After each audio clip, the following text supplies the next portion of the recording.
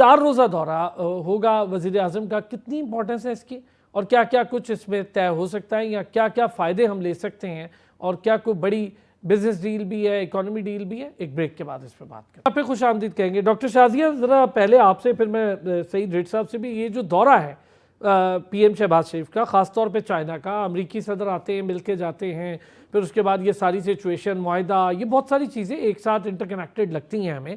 तो चाइना का ये विजिट 4 डे विजिट है, बड़ा इंपॉर्टेंट, और हमेशा पाकिस्तान का विजिट वहाँ बहुत इंपॉर्टेंट ही रहा है क्योंकि हमारे लिए गेन ही होता है वहाँ हमेशा। ये इंटरकनेक्टेड लगती हैं। ईरान को अगर माइनस कर दें इस पूरे में तो ये इंटरकनेक्टेड है नहीं।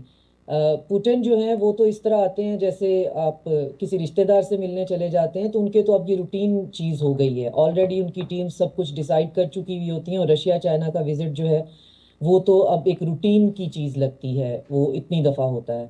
जहाँ तक ट्रंप का है, जैसे हमारे कोलीग बता रहे थे कि वो तो पहले ही उसकी डेट्स चेंज हुई, वो तो उन्होंने किसी फातेह की तरह जो है हाथी पे बैठ के आना था, लेकिन अफसोस के नहीं आ पाए। और हमारा भी जो है वो प्लान था। तो इसमें कनेक्टेड सिर्फ एक एलिमेंट है कि इस रीजन के अंदर एक कॉन्फ्लिक्ट है, और वो यकीनन वो ज़रूर डिस्कस हुआ होगा।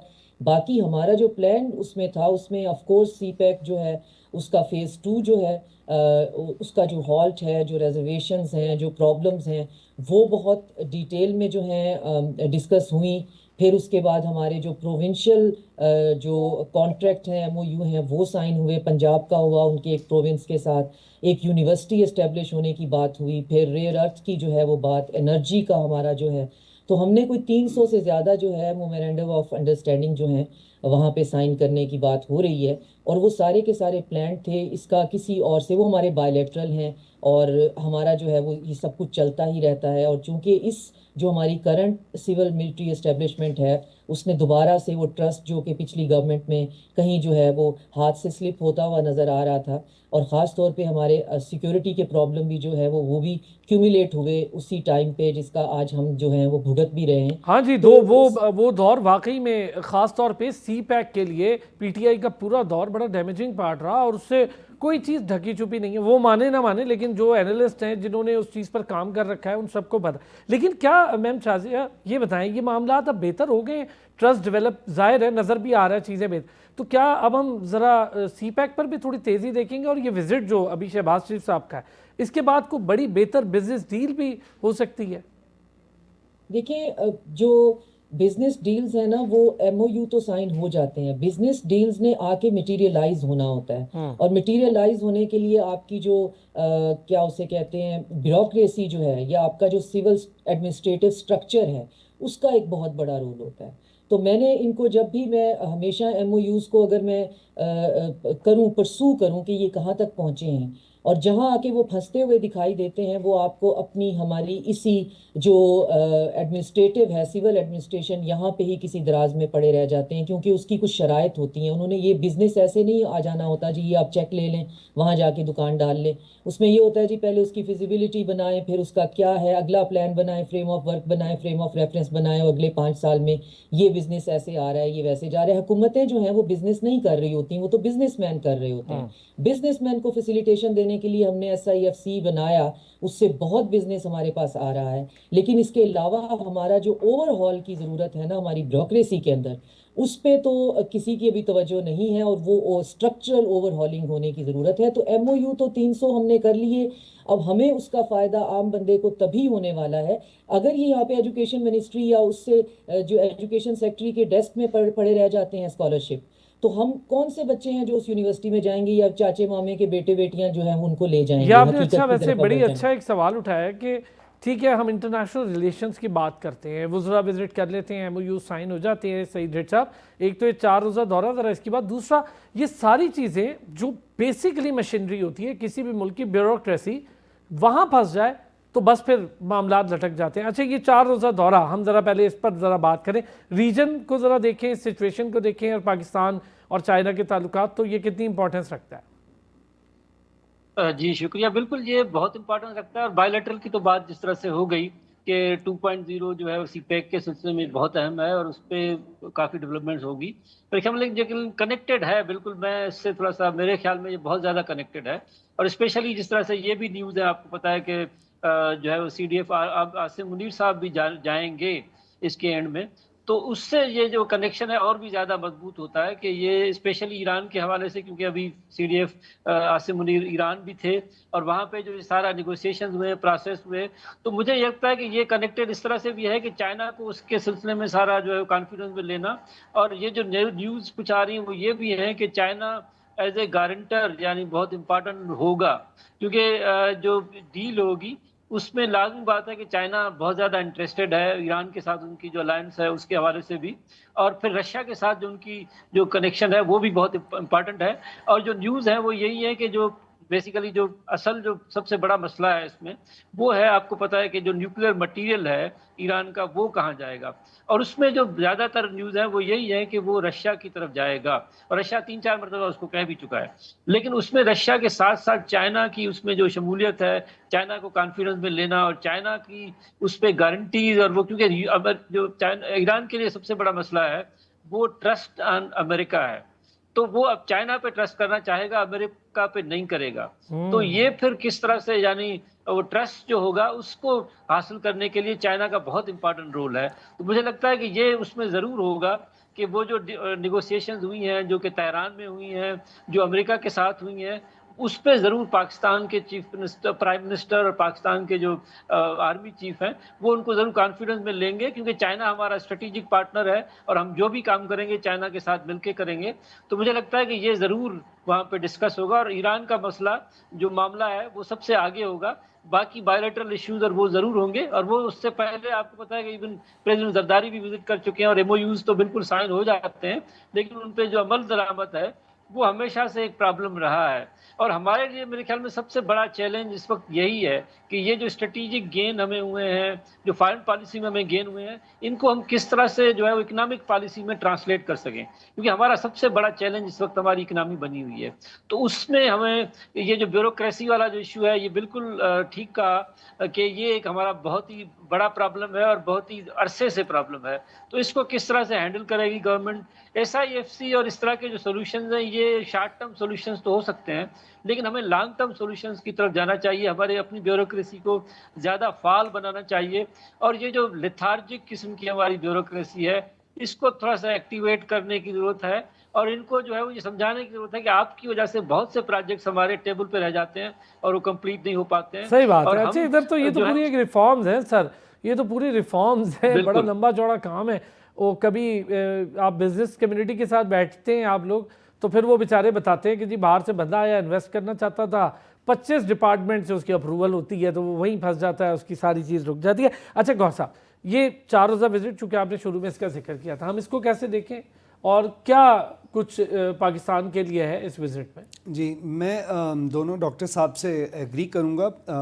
एक पहली बात तो ये करना पड़ेगा दोनों डॉक्टर। जी, पहली बात तो ये कि CPEC फेज़ 1 अगर इन शॉर्ट बात करें तो वो कॉरिडोर्स थे जो कि रोड के, और सेकेंडली उस वक्त पाकिस्तान में पावर डेफिसिट हुआ था, तो पावर प्लांट्स की तरफ इन्वेस्टमेंट की थी।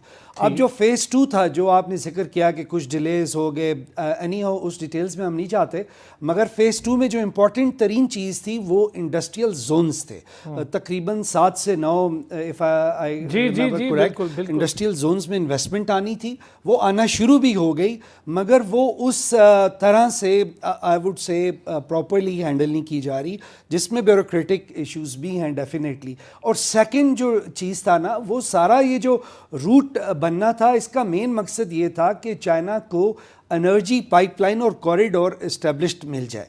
अच्छा, अब एक अपॉर्चुनिटी बन सकती है, इसके बीच में हमारी भी अपॉर्चुनिटी, जी बिल्कुल, पाइपलाइन वाली हमारे लिए भी अपॉर्चुनिटी, क्योंकि उसमें मैं खोखर भाई ये हाईलाइट करना चाहूँगा कि गवादर में जब तक down town energy related industry नहीं लगती, केमिकल पावर प्लांट्स और उसके अलावा एक रिफाइनरी नहीं लगती, जैसे मुल्तान की रिफाइनरी लगी, आपका बेताशा नेटवर्क इस्टेब्लिश हो गया।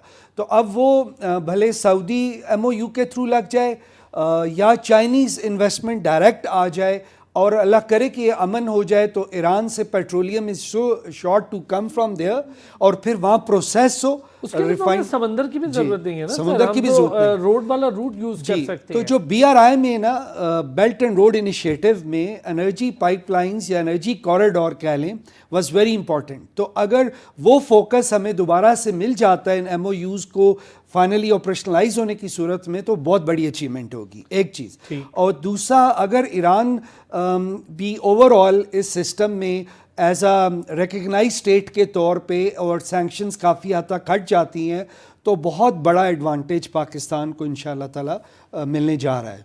अच्छा डॉक्टर शाजिया सईद साहब, बड़ी अच्छी अब ये BRI की भी बात की, इससे एक तो कनेक्टिविटी रीजन की बड़ी मजबूत होगी, पर ये जो ये शरारती मुल्क है या जिन्होंने इस वक्त अमन को सबुताज करना है, इंडिया अफगानिस्तान यहाँ बैठे हैं, इनका क्या होगा? देखिए, अफगानिस्तान तो जाहिर है सबको मिलकर ही संभालना पड़ेगा। जहाँ तक इंडिया है, तो जितनी डिप्लोमेटिक आइसोलेशन उनकी इस वक्त है, जितनी हजीमत वो हमारे से मार खाने के बाद उठा चुके हैं, उसके बाद उनके रिटॉरिक में ख़ास तौर पे RSS के जो इनर सर्कल हैं उनमें तो काफ़ी तब्दीली आई अभी है। आप देखिए ना, वहाँ ये पे वो BLA बड़ा आपने सही कहा, मैं वो देख चुका बयान, लेकिन ये जो अटैक अभी कोयटा हुआ, आपको पता है, ये भारतीय सबको पता है कि BLA कहाँ, और वो तो मुंह से खुद कह रहे हैं कि अब तो फंडिंग कर रहे हैं, कोई पूछने वाला नहीं है उन्हें। हाँ, नहीं, वो उनकी सपोर्ट करते हैं। फंडिंग ज़्यादातर BLA की जो है वो इजराइल से आ रही है, और साथ में ये फैसिलिटेशन देते हैं। अभी रिसेंटली इनके 2 या 3 जहाज़ गए हैं वहाँ पे दवाइयाँ लेकर, इंडिया से अफ़गानिस्तान। तो ये जो दवाइयाँ और ये सारा जा रहा होता है, इन्हीं में जो है ये सब कुछ जो है वहाँ पे हो रहा होता है, और फिर खैर अफ़गानिस्तान के हवाले तक। तो बाकी BLA जो है उसमें तो इसराइल के अंदर एक थिंक टैंक है जिसके अंदर एक बलूचिस्तान डेस्क है, जिसकी कि मुझे नहीं लगता कि उनको कोई ज़रूरत है इतनी दूर जो है आके इस तरह की चीज़ें, और जहाँ यहाँ के जो डिसिडेंट होते हैं उनको फिर वहाँ पे फैसिलिटेट करना। और फिर जो रिसेंटली जो वीडियोस मंजर आम पे आ रही हैं, तो आप उनकी कैप्स से देखकर, सर पे पहने वाली टोपियों से देखकर आपको अंदाज़ा हो जाता है एक चीज़ जो है वो ब्रांडेड है। तो कहाँ उनके भूख मरने के दावे और कहाँ उनका असलहा, उनकी गाड़ियाँ, उनके ड्रेसेस, उनके मिलिट्री ग्रेड जो है वो सारा कुछ, सर पे जो उनके जो सन ग्लासेस, वो सब कुछ अगर आप देखें गैजेट्स। तो ऐसे लगता है पूरा पैकेज है, एक पैकेज डील जो है वो। इतना पैसा अगर खर्च किया है, तो हमारा पॉइंट ये नहीं था, हमें पता है कि पैसा खर्च किया जा रहा है और दुश्मन ऐसा करता है। अब ये है कि जो नेक्सस बन रहा है जिसमें इसराइल और इंडिया जो है वो ये समझ रहे हैं कि शायद अमेरिका जो है हम उनके साथ हैं, और अब हम मिलकर जो है यहाँ पे चाइना को कंटेन करने का चूरन बेचते बेचते अपनी भी दुश्मनियाँ जो हैं इलाके की जो है उनको भी निपटाते चले जाएंगे। तो फिर वो ये देख लें कि अमेरिका में भी अगर यहाँ हमारे पास ग्लोबल साउथ में एक नई सदी आ रही है, तो अमेरिका के अंदर भी है, उनका भी शायद इतना इंटरेस्ट ना हो अब के आप उनका ये आपने इंटरेस्ट अच्छा, तो हो बड़ा सकता है कि जबरदस्त, चूंकि वक्त बड़ा शॉर्ट होगा, मैं सही साहब प्लीज इस पर आपका व्यू, ये सिक्योरिटी वाला इशू खासतौर पे इंडिया अफगानिस्तान, और जाहिर है अफगानिस्तान को तो पैसे देने की भी इसराइल ने बात करती थी जब इंडिया ने फादरलैंड कह के अपने बेफॉर्म में नाम लिखवाया था उनका। जी बिल्कुल, इंडिया लाज़िम बात है कि आपको पता है कि वो प्रॉक्सीज वाला जो है वो तो एलिमेंट रहेगा, मुझे लगता है कि अब बहुत अरसे तक रहेगा, लेकिन वो इस पोजीशन में इस वक्त नहीं है कि बहुत ज़्यादा कुछ कर सके। हाँ, इस तरह के इवेंट्स जिस तरह से आपने बताया कि अभी हुआ है, तो इस तरह की चीज़ें तो वो करता रहेगा, जो मुझे लगता है। लेकिन एक जो दूसरी डेवलपमेंट इंडिया में हो रही है उसको भी देखने की ज़रूरत है कि इंडिया में मोदी की पोजीशन आहिस्ता आहिस्ता बहुत ज़्यादा ख़राब होती जा रही है। और अभी रिसेंटली आपने अगर फॉलो किया तो एक बड़ी इंटरेस्टिंग चीज़ उभरी है, जो काकरोच पार्टी जो कि उभरी है, उसने भी बड़ा उनको तंग किया हुआ है, और एक नई जो लहर उठी है। तो क्योंकि उनकी जो बेस है वो जेनजी ज़्यादा उनके सपोर्टर रहे हैं, और जेनजी की पार्टी अब काकरोच जनता पार्टी के नाम से एक आई है, तो उसने भी उनके लिए मुश्किलात पैदा की हैं। तो ये जो मुझे लगता है कि जो वक्त है मोदी का वो खराब स्टार्ट हो चुका है, उनको शायद हाँ जी, काकरोच वहाँ पर खा एक जाए। एक्टर उनके अगेंस्ट जो जीते हैं और बड़ी ताकतवर स्टेट में वो CM का इलेक्शन जीते हैं और बहुत रेजिस्टेंस के बाद जीते हैं, मैं आपकी इस बात से एग्री हूँ